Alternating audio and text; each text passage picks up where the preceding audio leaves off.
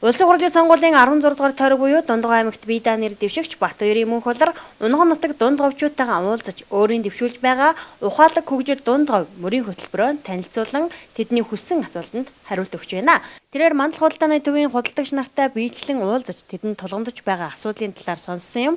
Хуваарийн бизнес эрхэлдэг буюу худалдагч нарын хувьд өндөр хүүтэй зээлтэй сүүлийн жил гаруй хугацаанд борлуулалт эрс муудсан хэмээн учирлаж байна.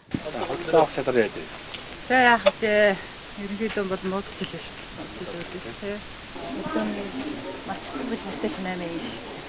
Төвийн болгоод цалингаас цалингийн хооронд зээл ингээл бидэрт бол юу төвийнхний авалга бол сүүхний авалга бол биднэрт бол юу мөдөл хамгийн гол нь хөдөөний малчдаг.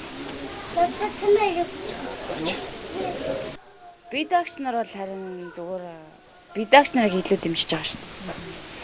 Намаас илүү тэгээ хувь хүмүүс намынх нь бол яг тэ тэгэл цаагаараа юу гэдэг мэдэхгүй шүү дээ бид нар бол. Түүнчлэн хуваараа бизнес эрхэлдэг эдгээр хүмүүс чиглэсэн төрийн бодлого дутмаг байдаг.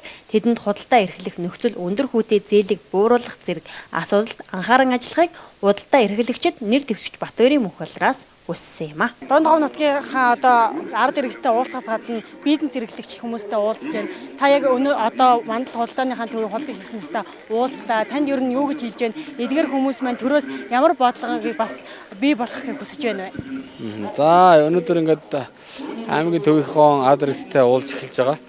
Тэгээд хамгийн түрүүнд бас энэ мандал худалдааны төвөөрөө орж энэ худалдаа эрхэлж байгаа, бизнес эрхэлж байгаа иргэдтэйгээ уулзлаа.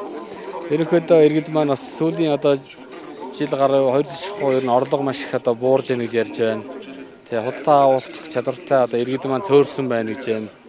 Маш их зээлийн хүү зээлийн хүүнд одоо идэгдэж зээл ихтэй байна. Энэ тал дээр бас одоо бодлого боловсруулж өгөөч гэсэн юм ярьж байна тий.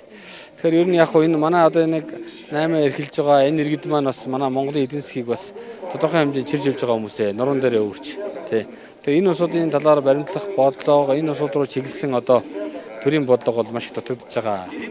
Тэгээ энэ дээр бол одоо бас тусгайлан бас арга хэмжээ авч энэ чиглэлийн бодлогоодыг бас боловсруулж ажиллах нь зөвөө.